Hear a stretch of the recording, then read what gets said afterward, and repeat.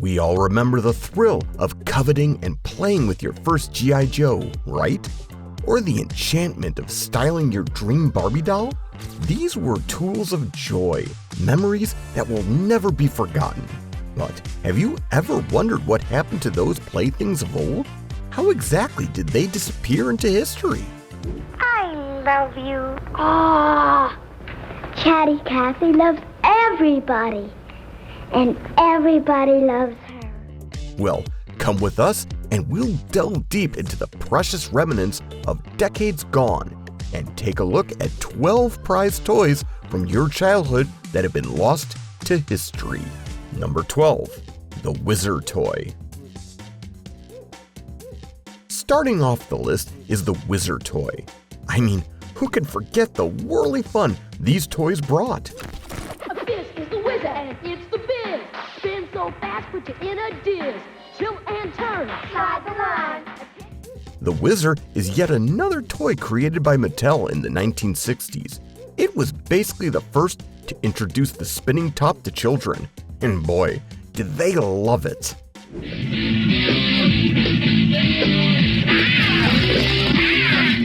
Whizzer! With the use of a high-tech bearing, the top of the Whizzer could stay spinning at a very high speed and still remain standing for a long time. The toys brought the thrill of motion and dynamics to kids, with no electricity or additional gadgets required, just pure kinetic energy. Of course kids were going to love it. But as time went, the quality of the Whizzers waned. Whizzer! The first, the real, the original Whizzer! Only from Customers complained that the newer toy tops were just not as well made as the original ones and broke too easily. In no time, they were discontinued. Number 11, Sky Dancers. Next up is the Sky Dancers. From its name alone, you just know these toys were marketed to be a bundle of fun. And they were just that.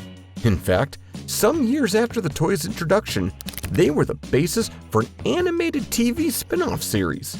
Everything was perfect with the Sky Dancers, until they weren't. Dancing as they fly, making magic in the sky. Flower power, fairy wings, pixie dust, enchanted things. Pull the flower, make them fly up into the sky. The Sky Dancers consisted of a pull-string bass and a winged doll. When the doll is inserted into the bass and the string is pulled, it would immediately launch into the air and rotate its wings like a propeller, quite similar to the mechanism of a helicopter. However, this innovative technology had certain downsides that just couldn't be overlooked. Dancers. They're flying! Fly for me, just for me, Sky Dancers dance for me. Wow, they really fly! Although the Sky Dancers' wings were made of foam to prevent injuries, over 100 injuries were reported, from facial lacerations requiring stitches to temporary blindness. Look, pretty lights! What could it be? Wow, pretty lights, Sky Dancers! And they really light up! Light for me, light up for me, pretty light Sky Dancers. A cute toy, designed with a not-so-cute outcome. Something had to be done.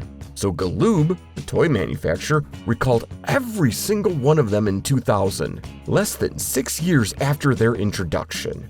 Number 10, Thing Maker Creepy Crawlies. The truth is, not every toy leaves a good reputation and is discontinued on good grounds. And even Mattel learned that the hard way, which takes us to the next toy on our list, creepy crawlers. In 1964, Mattel introduced the world to the creepy crawlers, an activity toy consisting of a variety of die-cast metal molding resembling bug-like creatures. Creepy crawlers! They're squirmy and wormy and purple and green, the grossest little creatures that you've ever seen. Creepy crawlers! Basically, with creepy crawlers, kids could create their own rubbery bugs and creatures using molds and oven. Sounds all too simple and safe, but think again. The liquid plastics and heated molds posed burn hazards, with reports of various kids suffering from injuries while using the toy. It's the wasp. Warriors members in the Bug Brigade. They're out on a creepy crawler raid. Creepy crawlers. This underlying safety concern resulted in legal challenges and recalls, eventually prompting Mattel to discontinue the original creepy crawlers and even related toy lines. Number 9. Chatty Cathy Doll. Come to think of it, it's near impossible to invent a girl doll that would rival the success of Mattel's Barbie dolls. Well, emphasis on near impossible, as that's where the Chatty Cathy doll comes in. A doll with all the appealing qualities of Barbie, but with one fascinating difference. It could utter 11 distinct phrases. It was like having a full-on conversation with a friend. Will you play with me? Her skin is so soft. Hey, her hair feels real. Chatty Cathy was made by Mattel just a year after the Barbie dolls were introduced to the world. Yet, it was getting off store shelves faster than even Mattel could comprehend. Cathy, oh Chatty Cathy, now you got a stroller too. Oh Chatty Cathy, Mattel made it just for you. However, regardless of that, the dolls were taken off the market just 6 years after their introduction. And the reason for that still varies to date. Pull the ring. You never know what she'll say next. Tell me a story. The only story now left to tell is that Chatty Cathy's made by Mattel. Some say the Chatty Cathy's string pull mechanism became outdated due to the emergence of electronic and interactive features in newer dolls. Others say that the dolls just became creepy. Number 8. Clackers. If you've lived through the 60s and early 70s, then there's no way you're forgetting the next toy on our list, the Clackers. The design and concept of the Clackers were way more straightforward than the creepy crawlers, that's for sure. 2 balls attached to a rope that, when swung up and down, bang against each other with a ton of force, making a loud clacking sound. Yeah, looks fun, but you know just something could go wrong with this one. And it did. If you applied enough force with the Clackers, it could pretty much shatter and hurt children. Fairly heavy and fast-moving hard acrylic plastic? It's a mystery how no one saw this coming. The first problem for which was to decide on a standard test for the clacker balls. As yet, there are no British standards, but there is an American one. Ultimately, Clackers were taken off the market in the US and Canada. However, since it was such a huge success, a newer, safer version was introduced in the 90s for younger generations. But the 60s kids were all grown up then. Well, the next toy is entirely for the younger generation. Number 7. Magnetics. At number 7 is the Magnetics, and it's just like Clackers. It had a pretty basic concept. The manufacturers of Magnetics came up with an idea that would appeal to both the younger and older generations. Magtastics. You can feel it with Magtastics. Yeah, yeah. You can move it with Magtastics. Oh, yeah. The magic of Magtastics. Come on. Is the motion of Magtastics and power of Magtastics. A toy, much like Legos, that allows you to build whatever you want with the use of plastic building pieces containing embedded neodymium magnets. A magnetic construction set.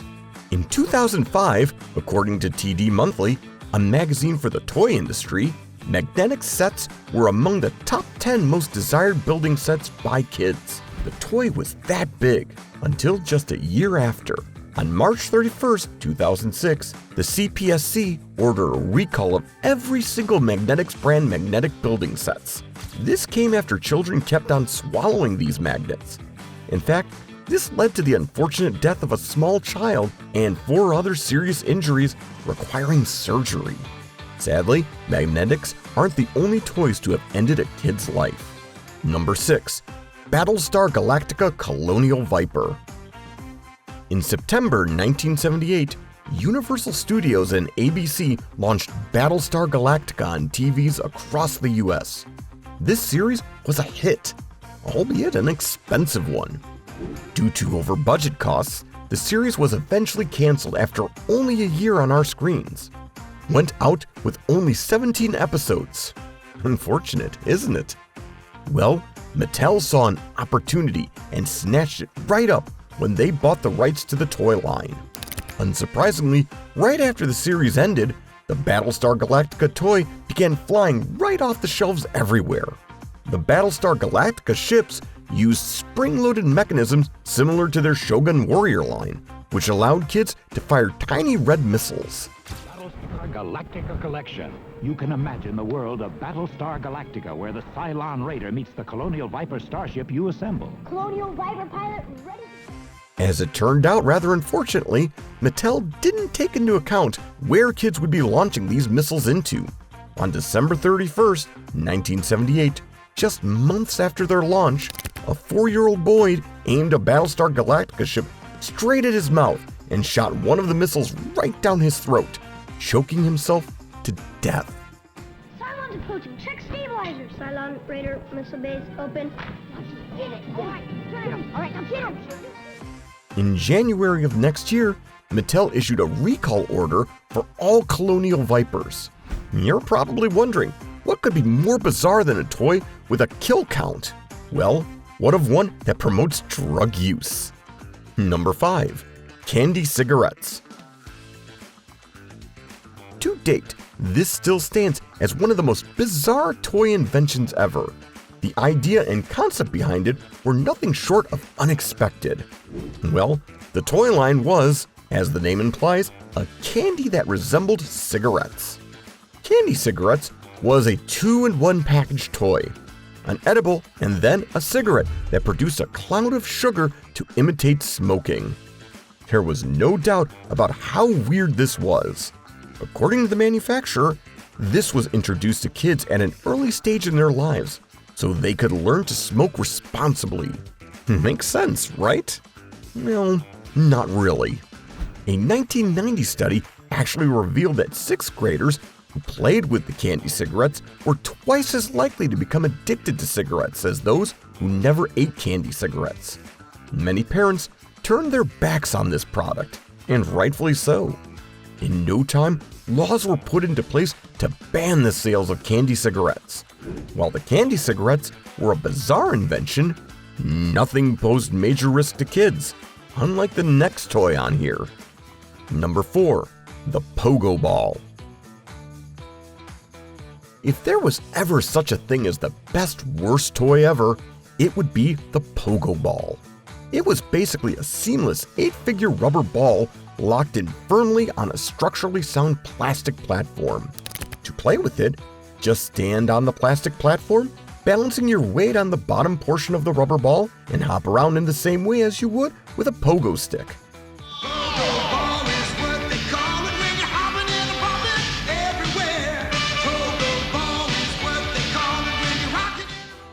The Pogo Ball was quite a spectacle back in the 80s, until its popularity began to wane, primarily due to safety concerns.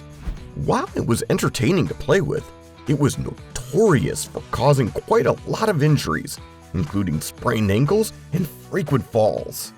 These safety issues resulted in parental apprehension and, in a number of cases, lawsuits, prompting its manufacturers to take a step back on its production.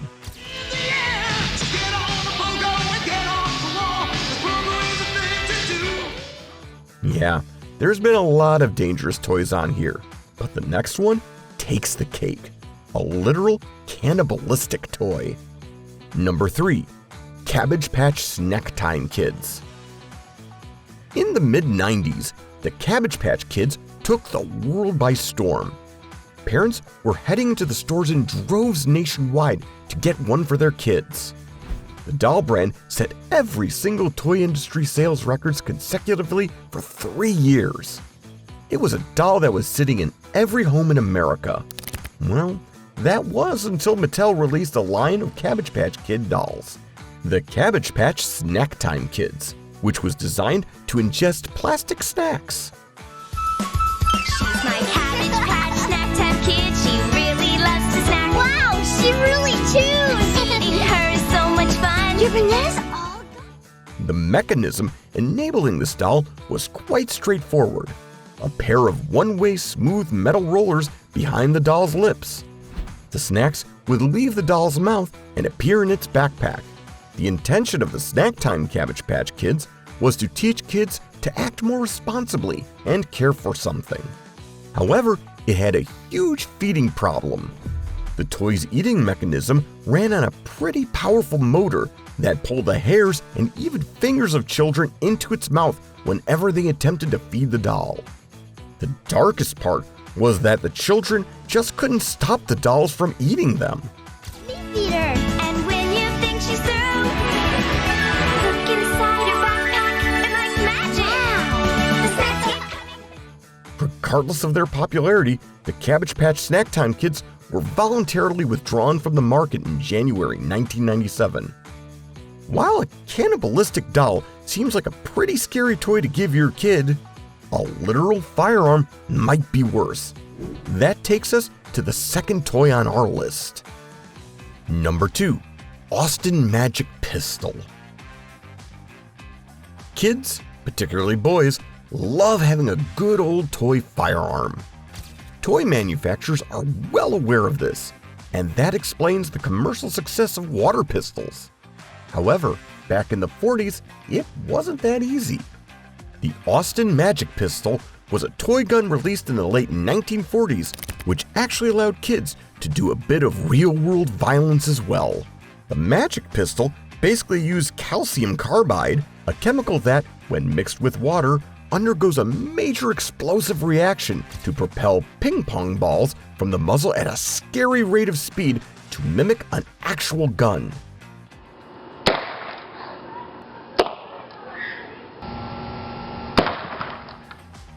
This was a toy gun with the ability to leave behind some really grisly tales in its wake.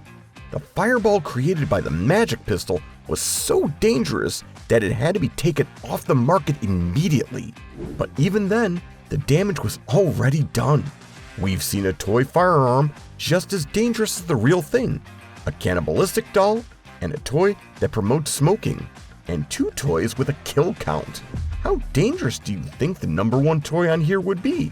How about a radioactive toy? Number 1, Gilbert U-238 Atomic Energy Laboratory. As the name implies, the Gilbert U-238 Atomic Energy Laboratory is a toy lab set designed to allow kids to create and watch chemical and nuclear reactions using radioactive materials back in the 1950s.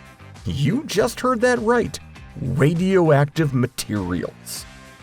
The lab consisted of a cloud chamber that allowed the viewer to watch alpha particles traveling at up to 12,000 miles per second, an electroscope to measure the radioactivity of substances in the set, and a spinthariscope to show the result of radioactive disintegration on a fluorescent screen. Gilbert's original assertion and promotions claimed that nothing in the set could prove dangerous. However, decades later, this was disproved by Radar magazine that called the lab set one of the most dangerous toys of all time. Well, a huge let-off was that the lab set was way too expensive for parents to even afford for their kids. And with that, our collective treasure hunt uncovering antique toys that have become the stuff of legends comes to an end. Subscribe to our channel to discover more about vintage America.